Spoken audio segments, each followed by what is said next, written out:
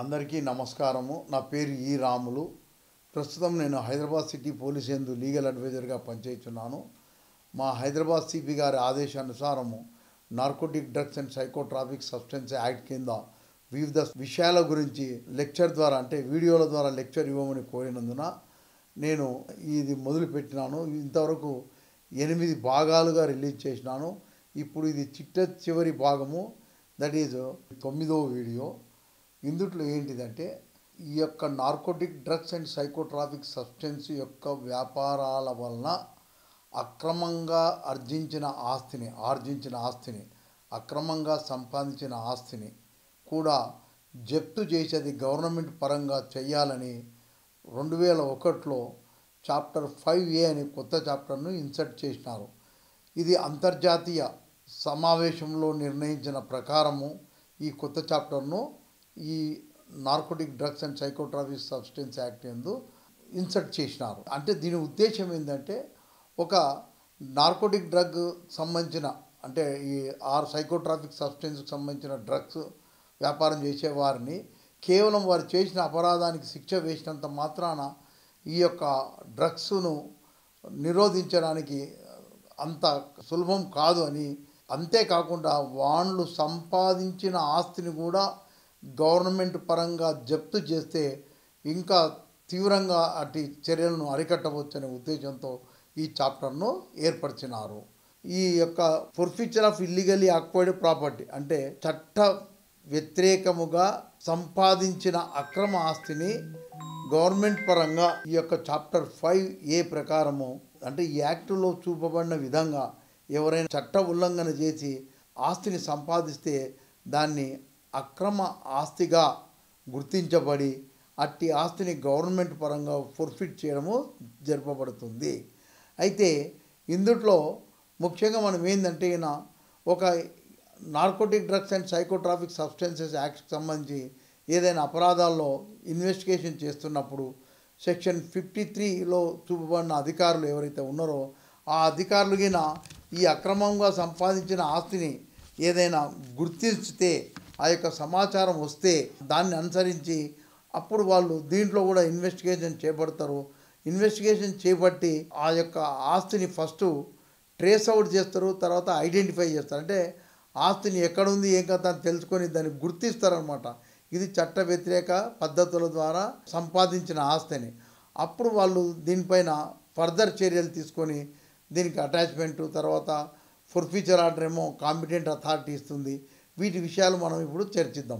అయితే ఈ చాప్టర్ ప్రకారము ఇల్లీగలీ అక్వైర్డ్ ప్రాపర్టీ అని ఏ దానికి ఫోర్ఫిట్ చేస్తారంటే ఈ యొక్క narcotic drugs and psychotropic substances act యందు 10 సంవత్సరాలు కానీ 10 సంవత్సరాల పైబడి ఉండే అపరాధాల్లో శిక్షకు గురి అయినటువంటి వ్యక్తులు కానీ, లేదా మన దేశంలో కాకుండా ఇతర దేశాలలో కూడా ఇలాంటి నేరాలకు సంబంధించి ఈ narcotic drugs and psychotropic substances యాక్ట్లో చూపబడిన నేరాలకు సంబంధించి అక్కడ సమర్థవంతమైన కోర్టు కూడా అలాంటి వారికి శిక్ష వేసినప్పుడు, ఎలాంటి వారికి అనగా ఈ యొక్క అపరాధానికి శిక్ష 10 ఏళ్ళు పైబడి ఉన్న వాటిలో శిక్ష వేసినప్పుడు అలాంటి వ్యక్తుల ఆస్తిని, తర్వాత మనకు పిట్ NDPS యాక్ట్ అని ఉంది, అంటే prevention of illicit traffic in narcotic drugs and psychotropic substances act 1988 ప్రకారము ఎవరైనా వ్యక్తులపైన డిటెన్షన్ ఆర్డర్ తీసుకున్నప్పుడు, నిర్బంధ ఉత్తర్వు తీసుకున్నప్పుడు, ఆ యాక్ట్లో చూపబడిన నిర్బంధ ఉత్తర్వు తీసుకున్నప్పుడు ఆ నిర్బంధ ఉత్తర్వును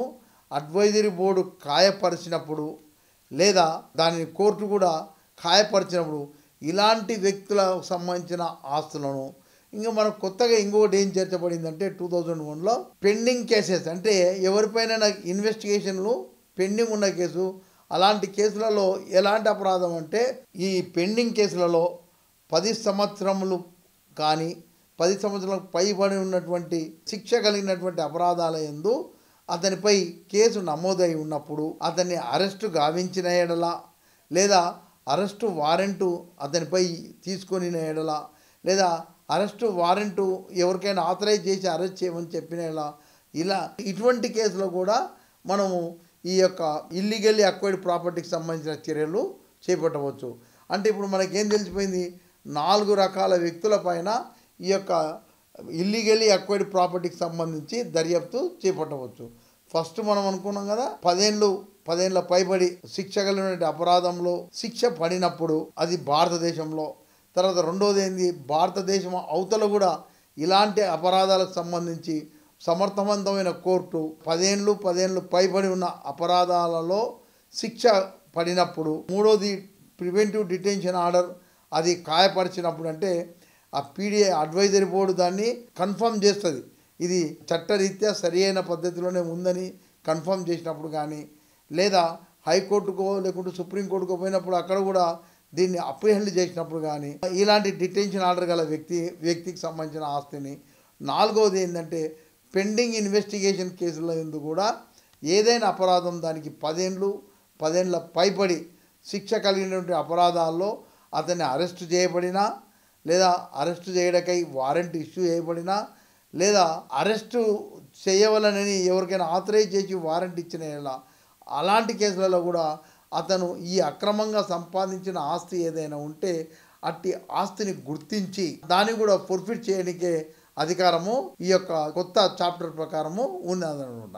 అంటే ఎట్లా చేస్తారు, ఈ 53 ఆఫ్ NDPS యాక్ట్ ప్రకారం ఎవరికైతే అధికారాలను దర్యాప్తు చేపట్టడానికి అలాంటి అధికారులు ఇప్పుడు నేను చెప్పిన 4 రకాలమైన వ్యక్తులకు సంబంధించి ఈ యొక్క వారికి సంబంధించిన ఆస్తిని ట్రేస్ చేసి ఐడెంటిఫై చేసి ఇది ఇల్లీగల్లీ అక్వైర్డ్ ప్రాపర్టీ అన్నప్పుడు వాటిపైన వాళ్ళు దర్యాప్తు చేస్తారు. దర్యాప్తు అంటే ఆ సమాచారం వచ్చినప్పుడు దర్యాప్తు చేసి దాన్ని ట్రేస్ అండ్ ఐడెంటిఫై చేస్తారు.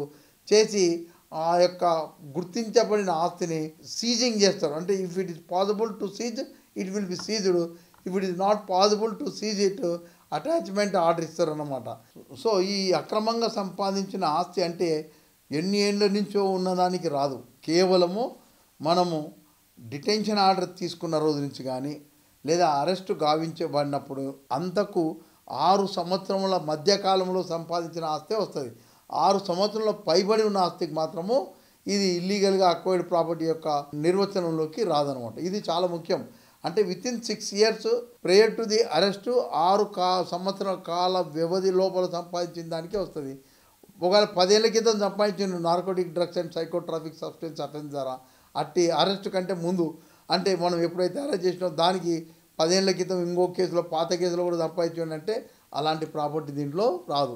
దీంట్లో కేవలం 6 సంవత్సరాలని కాల వ్యవధి పెట్టినారు అరెస్టు పూర్వం లేదా డిటెన్షన్ ఆర్డర్ పూర్వము.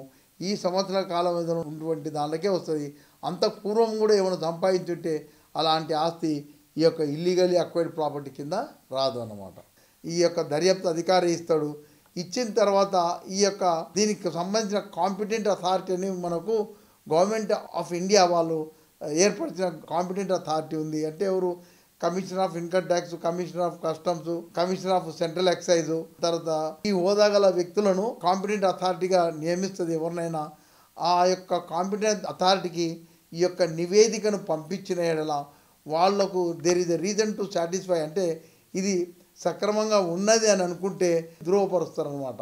The attachment order or seizing order passed by the investigating officer is correct అని చెప్పి వాళ్ళు సర్టిఫై చేస్తారనమాట. అప్పుడు అది అమల్లోకి వచ్చినట్లయితుంది. ఒకవేళ ఈ యొక్క కాంపిటెంట్ అథారిటీ 48 గంటల్లో పంపించిన తర్వాత వాళ్ళు 30 రోజుల లోపల దీన్ని ఫైనల్ డెసిషన్ తీసుకోవాలి.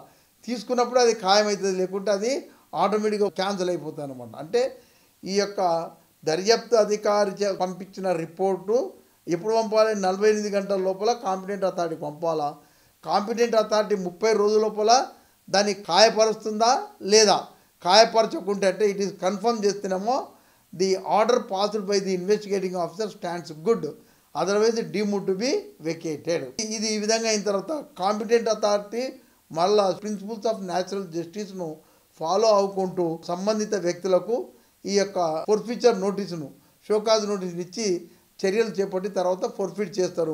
అయితే ఈ ఫోర్ఫిట్ చేసేటప్పుడు మాత్రం ఈ దర్యాప్తులో ఉన్నటువంటి కేసుల యందు మాత్రము ఫోర్ఫిచర్ ఆర్డర్ మాత్రం ఇవ్వదు, అది ఫైనల్ అయిన తర్వాతనే ఇస్తుంది అన్నమాట.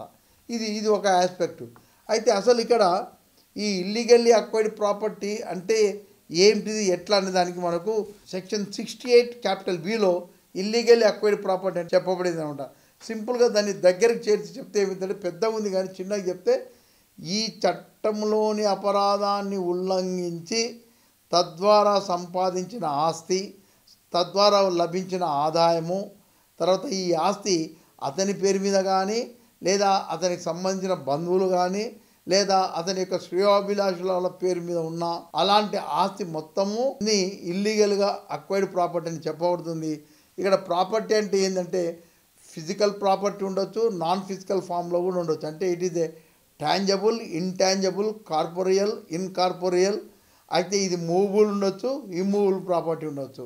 ఈ విధమైన ప్రాపర్టీ మొత్తాన్ని గుర్తించి దానికి సీజ్ చేయగలిగితే సీజ్ చేస్తారు, లేకపోతే అటాచ్మెంట్ చేస్తారనమాట. ఈ విధంగా దీంట్లో చెప్పబడింది అనమాట. ఈ విధంగా ఫోర్ఫీచర్ ఆర్డర్ పాస్ చేసిన తర్వాత కాంపిటెంట్ అథారిటీ అంటే ఎప్పుడు పాస్ చేస్తుంది? After issuing show cause notice. ఏమని? Why it should not be forfeited to the government అనమాట. ఫోర్ఫీట్ చేయడం అంటే గవర్నమెంట్ పరంగా చేయడం. దానిపైన ఎవరికైతే హక్కులు వాళ్ళకి హక్కులన్నీ పోయి గవర్నమెంట్ పరంగా అయిపోతుంది అనమాట ఈ ప్రాపర్టీ. అయితే దీనికి principles of natural justice follow అవుతుంది. ఇందుకు సంబంధించి అన్ని రకాల విచారణలు జరిపిన తర్వాత it will take a final decision. కానీ ఇన్వెస్టిగేషన్ పెండింగ్ ఉన్న కేసులో మాత్రం ఈ యొక్క డెసిషన్ను పెండింగ్లో పెడుతుంది అనమాట till the completion of the judgement in that case by the court అనమాట. అయితే ఎప్పుడైనా సరే ఈ యొక్క ఫోర్ఫీచర్ ఆర్డర్ ఇచ్చిన తర్వాత కూడా ఎవరైనా అప్పీల్ చేసుకొని అప్పీల్ అయిన కేసు కొట్టేస్తే ఈ ఫోర్ఫీచర్ ఆర్డర్ కూడా క్యాన్సిల్ అవుతుంది. సో దీంట్లో ఇంతకంటే ఎక్కువ ఏం లేదు. కానీ ఇక్కడ ప్రాపర్టీస్ అనేది ఎక్కడంటే అది ట్రేసబుల్ అంటే ఎట్లా?